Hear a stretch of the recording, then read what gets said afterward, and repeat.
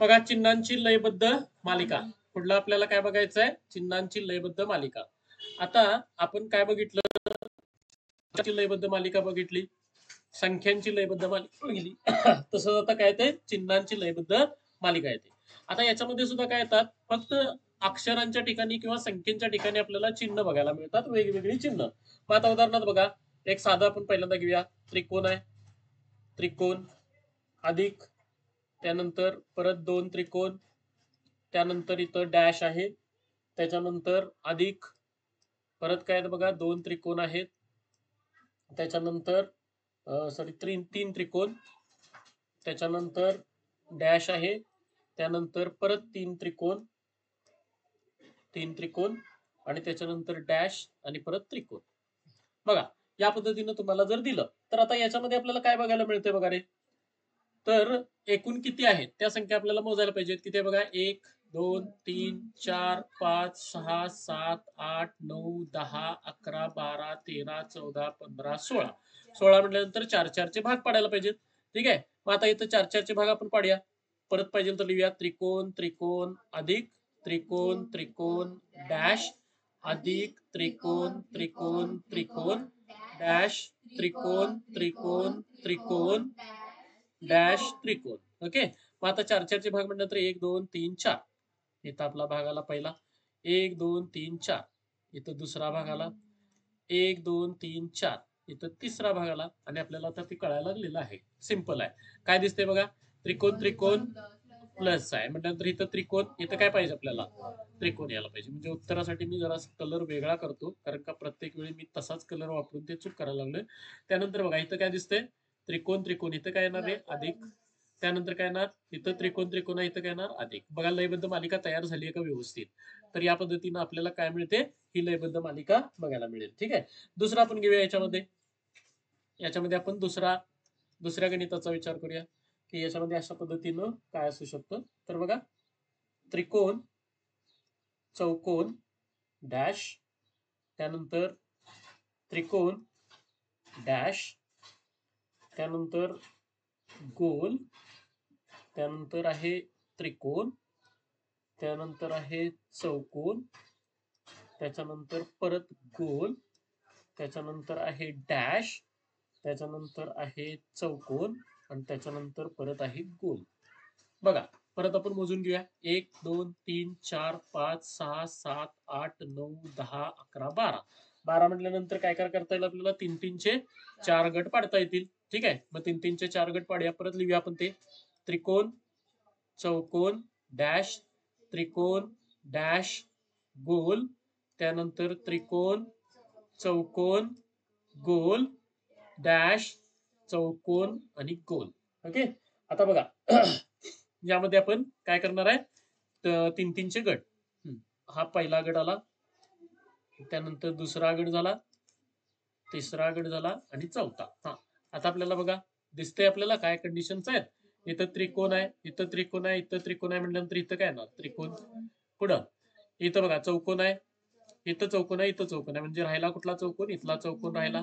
बरोबर, त्याच्यानंतर बघा इथं काय राहिलंय, इथं गोल आहे, इथं गोल आहे, इथं गोल आहे म्हटल्यानंतर इथं पण काय येणार गोल येणार. ठीक आहे, या पद्धतीने आपल्याला हे बघायला मिळेल. त्यानंतर पुढला आपण एक काय बघूया, प्रश्न बघूया. हा बघा याच्यामध्ये इथं गोल आहे, त्याच्यानंतर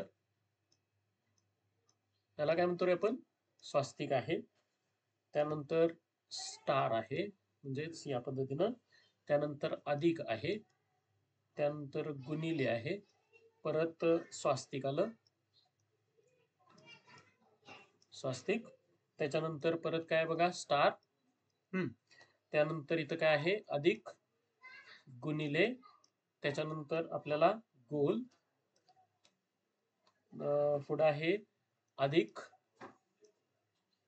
गुणिले, एक मिनिट इथं राहिला, गुणिले नंतर गोल, गोल नंतर स्टार, स्टार नंतर अधिक, अधिक नंतर गुणिले आणि डॅश डॅश. ओके, बघा काय काय आपल्याला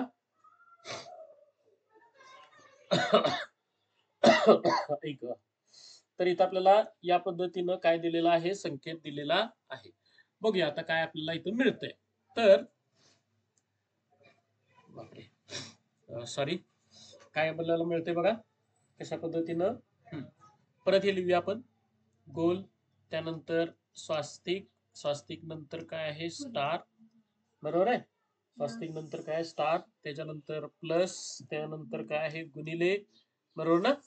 त्यानंतर परत काय आहे स्वास्तिक, स्वास्तिक नंतर परत आपल्याला काय मिळेल स्टार, स्टार नंतर आपल्याला परत काय मिळेल अधिक, अधिक नंतर काय आहे गुणिले, गुणिले नंतर काय आहे गोल, गोलानंतर काय आहे परत स्टार आहे, स्टार नंतर आपल्याला परत काय मिळेल अधिक, त्यानंतर गुणिले आणि 2 जागा रिकाम्या. ओके.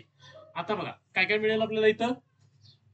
मोजून घ्या. 1 2 3 4 5 6 7 8 9 10 11 12 13 14 15. 15 म्हटल्यानंतर 3 3 चे 5 किंवा 5 चे 3. ओके. आपण 5 चे करून बघूया. आपण इथं लगेच वापरायच्या आहेत काही गोष्टी, वापरायच्या. मोठ्या वापरायला पाहिजेच असं नाही, परंतु आपण मोठ्या पण वापरून बघू शकतो. ठीक आहे.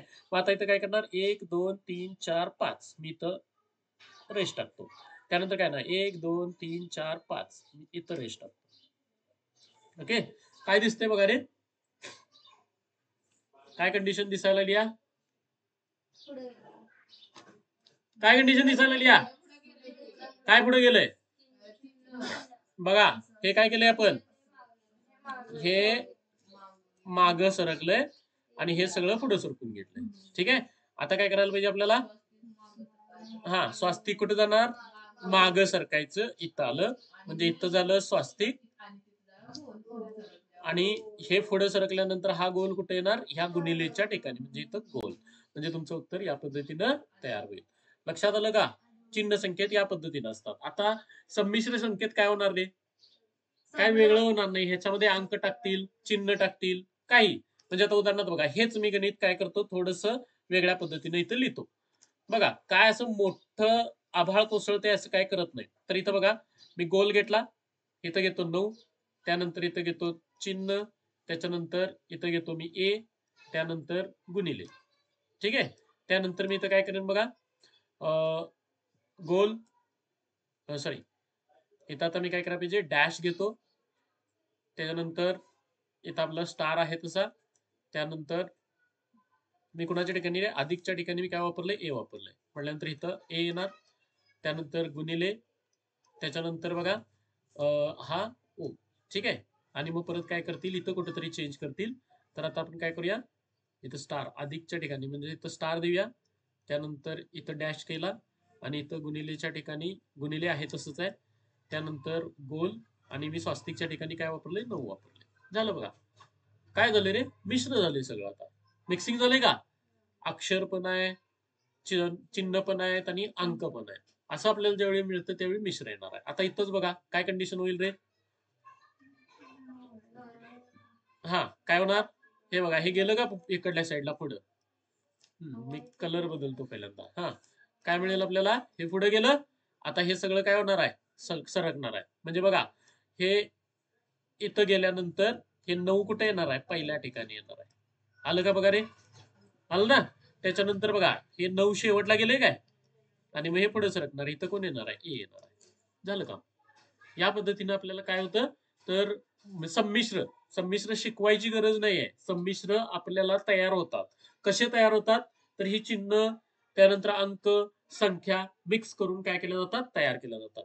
हा फक्त एक तो टाईप आहे कोणत्या प्रकारचा, संमिश्र म्हणतो आपण त्याला. त्याच्यामध्ये अंक अक्षर चिन्ह सगळं काय केलं जातील, मिक्स केले जातील आणि तुमच्या समोर काय केलं जाईल, प्रेझेंट केलं जाईल. लक्षात आलंय काय, हे लयबद्ध आपण मालिका इथं काय करतोय, संपवतोय.